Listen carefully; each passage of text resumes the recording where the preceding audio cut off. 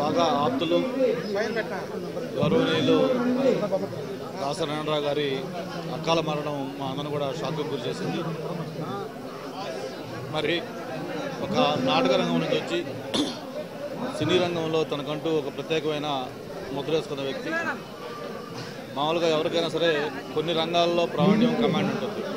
అయితే దాసరి నారాయణరావు గారు సినీ రంగానికి సంబంధించిన 24 క్రాఫ్ట్స్, అటు మోడల్ దగ్గర నుంచి కథ, స్క్రీన్ ప్లే, దర్శకత్వం, నిర్మాత, దర్శకుడు, నటుడు, అది ఇది కాకుండా అన్ని రకాలుగా కూడా ఒక ఆల్రౌండర్ పుచ్చుకున్న వ్యక్తి. ముఖ్యంగా దర్శకులకి ఒక ప్రైడ్ తెచ్చిన వ్యక్తి ఆయన.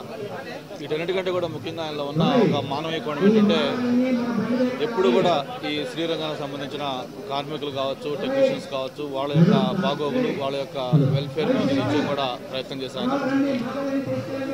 ఈ హాస్పిటల్లో చేరే 2 రోజుల ముందు కూడా నాకు ఫోన్ చేసి ఇట్లా విశాఖలో టెక్నీషియన్ సంబంధించిన సమస్య ఉంటుంది, వాళ్ళు 2 యూనియన్లుగా ఉండి గొడవ పడుతూ ఉన్నారు, ఇద్దరిని పిలిచి ఒకసారి కూర్చోబెట్టి మాట్లాడమ్మా అని చెప్పి కూడా చెప్పడం జరిగింది. నేను తప్పకుండా చేస్తా అని చెప్పాను. ఆ రోజు అడిగాను, ఎలా ఉందన్న ఆరోగ్యం అంటే, చాలా బాగుంది తమ్ముడు, నువ్వు ఈసారి హైదరాబాద్ వచ్చిన ఒకసారి రా కలుద్దాం అని కూడా ఆయన చెప్పడం జరిగింది. అటు సినీ రంగం లేకపోతే ఇదే కాకుండా రాజకీయ రంగంలో కూడా ఆయన ప్రత్యేకమైన ముద్ర. 2 సార్లు రాజ్యసభ సభ్యుడిగా, అలాగే కేంద్ర మంత్రిగా, ప్రత్యేకించి కాంగ్రెస్ పార్టీకి ఒక స్టార్ క్యాంపెయినర్ కూడా ఎంతో కాలం పనిచేసి కాంగ్రెస్ పార్టీ అధికారంలో కూడా తెచ్చిన దాంట్లో ఆయన కీలక పాత్ర పోషించారు.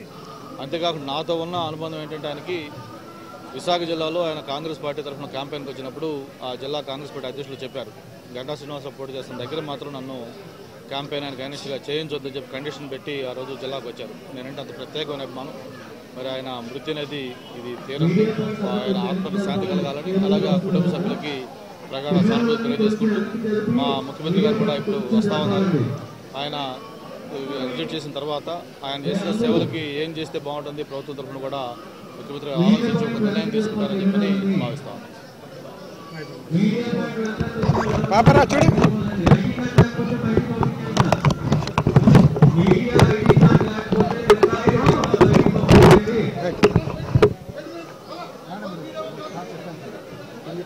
దాసరి వారికి సన్మాన పత్రం రాస్తూ ఒకసారి నేను సినీ జగద్గురు అని రాసి, ఎన్నో వందల మంది శిష్యులను తయారు చేసిన మహానుభావుడైన, నా చిన్నప్పుడు కేవలం ఆయన ఫోటో చూసి సినిమాకి వెళ్ళేవాడు. మేఘం కురిపిస్తున్న మరో వర్షం అని ఉంది. ఇవాళ ఇండస్ట్రీకి పెద్ద దిక్కు. చిన్న కష్టం వచ్చినప్పుడు ఆయన దగ్గరికి వెళ్ళేవాడు. బోళాశంకరుడు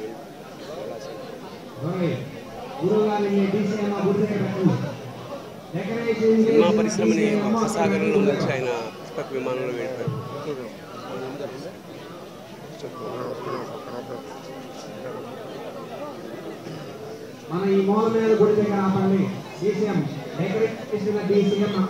దాసరన్నయ్య లేడంటే హృదయం బరువెక్కుతుందండి, మాటలు రావడం లేదు. సినీ దిగ్గజాలని రాలిపోతున్నాయి, సినీ ప్రపంచం చిన్నబోతుంది. ఎన్టీఆర్, ఏఎన్ఆర్, దాసరి గారు వీళ్ళందరూ కూడా మనకు లేకుండా పోవటం చాలా దురదృష్టం. అందులో దాసరన్నయ్య అందరివాడు, ఏమీ సంపాదించుకోకుండా ఉన్నదంతా కూడా పరిశ్రమ కోసం, పేదవాళ్ళ కోసం, పేద సినీ కార్మికుల కోసం కష్టపడినవాడు.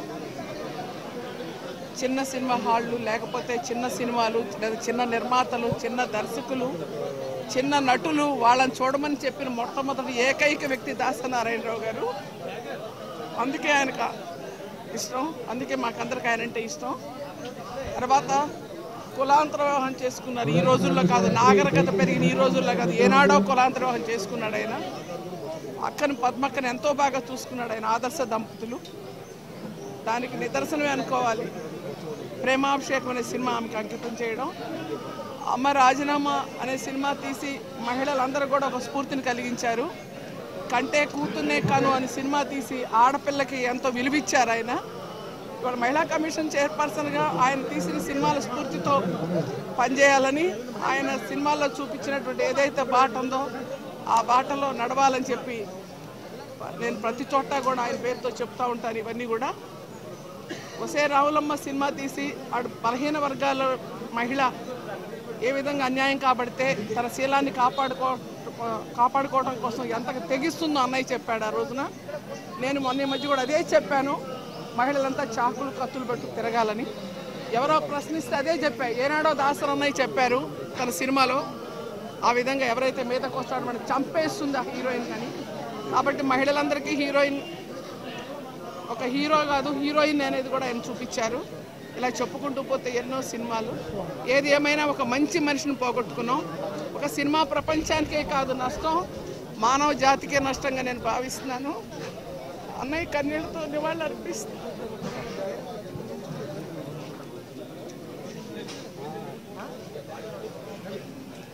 తెలుగు సినిమా కుటుంబం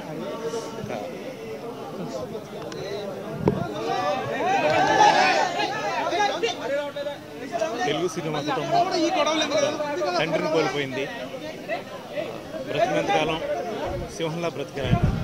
ఏ రోజు ఎవరికి అలా ఉంచలేదు. ఆయన మరణం తెలుగు సినిమా ఇండస్ట్రీ తీరం లేదు. ఆయన ఆత్మశాంతి చేకూరాలని, వారి కుటుంబ సభ్యులకి మనసుకి స్థైర్యాన్ని ఇవ్వాలని భగవంతుని మనస్ఫూర్తిగా కోరుకుంటున్నాను.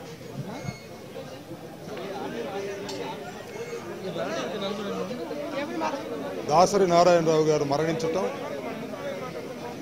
అందులోనూ అనారోగ్యంతో హఠాత్తుగా మరణించటం తెలుగు ప్రజల్ని శోక సముద్రంలో ముంచివేసిందని చెప్పక తప్పదు. దాసరి నారాయణరావు గారు బహుముఖ ప్రజ్ఞాశాలి. తెలుగు చలనచిత్ర రంగంలో ఆయన ఒక శకాన్ని ప్రారంభించినటువంటి వ్యక్తి. దర్శకుడు తెర ముందుకు తీసుకురావడానికి దర్శకుడిని ఆయనే మొట్టమొదటిసారిగా దర్శకుడి పేరుని వెలుగులోకి తీసుకొచ్చినటువంటి వ్యక్తి దాసరి నారాయణరావు గారు. అనేక మంది కొత్త వ్యక్తుల్ని కూడా పెట్టి చిత్రాలు తీసి విజయవంతం చేయవచ్చునని నిరూపించినటువంటి గొప్ప దర్శకుడు దాసరి నారాయణరావు గారు. కేవలం తెలుగు చలనచిత్ర రంగానికి మాత్రమే పరిమితమైన వ్యక్తి కాదు, రాజకీయాల్లో కూడా ఆయనకి ప్రముఖ స్థానం ఉన్నది. ఈ రాష్ట్ర రాజకీయాల్లో, కేంద్ర రాజకీయాల్లో కీలకమైన పాత్రను పోషించి కేంద్ర మంత్రిగా పనిచేసినటువంటి వ్యక్తి. వారు మరణించటం అటు రాజకీయ రంగానికి ఇటు సినిమా రంగానికి తీవ్రమైన లోటు. వారికి నాకు వ్యక్తిగతమైనటువంటి సంబంధ బాంధవ్యాలు ఈ మధ్యకాలంలో చాలా పటిష్టంగా పెరిగాయి. ప్రతిరోజు ఆయనతో ఫోన్లో మాట్లాడే అవకాశం. ఒకానొక సందర్భంలో ముద్రగడ పద్మనాభానికి సంబంధించినటువంటి ఉద్యమం జరిగినప్పుడు, ఆయన్ని హాస్పిటల్లో నిర్బంధించినప్పుడు ఉద్యమం చేయకపోతే ఆయన ప్రాణాలు పోతాయని చెప్పినటువంటి వ్యక్తి దాసరి నారాయణరావు గారు. ఆ రోజునే చిరంజీవి గారిని, దాసరి నారాయణరావు గారు ఇంకా ప్రముఖులందరినీ కలిపి మీటింగ్ పెట్టేటటువంటి ప్రోద్బలం చేసినటువంటి వ్యక్తి. ఎందుకంటే ఈ విషయాలు చెప్తున్నాను, ఒక పెద్ద దిక్కు, ఆ పెద్ద దిక్కు లేకపోవటం రాష్ట్ర ప్రజలకు, సమాజానికి తీవ్ర నష్టంగా భావిస్తుంది. వారి కుటుంబానికి, వారికి ప్రగాఢ సానుభూతి తెలియజేస్తుంది.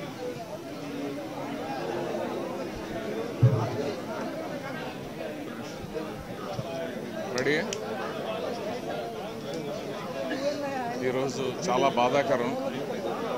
ఎందుకంటే మా గురువుగారు దాసనారాయణరావు లేరు అనే విషయాన్ని జీర్ణించుకోలేకపోతున్నాం.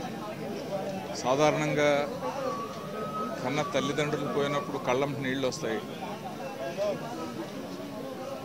ఈయన పోయినప్పుడు ఎంతమంది కన్నీళ్ళు పెట్టారో, ఎంతమంది బాధపడ్డారో కళ్ళారా చూసినప్పుడు, ఇంతమంది పిల్లల్ని సంపాదించుకున్న ఆయన జీవితం ధన్యం.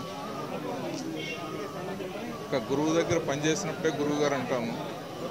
మనం పనిచేసిన ఎవరిని గురువుగారు అన్నాం, దాసనారాయణ గారిని మాత్రం గురువుగారు అంటాం. ఆయన ద్రోణాచార్యులు అంటాడు. ఎంతోమంది ఏకలవ్య శిష్యులకే ఆయన గురువుగా ఉన్నారు. ఆయన మన మధ్యన లేకపోవటం అనేది చాలా దురదృష్టకరం.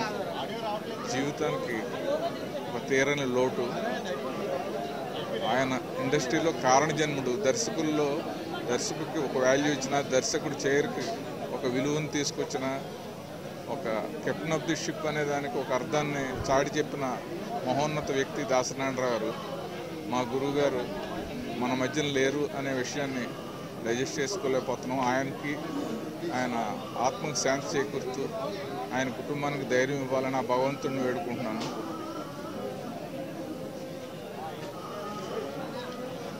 పెట్టాలి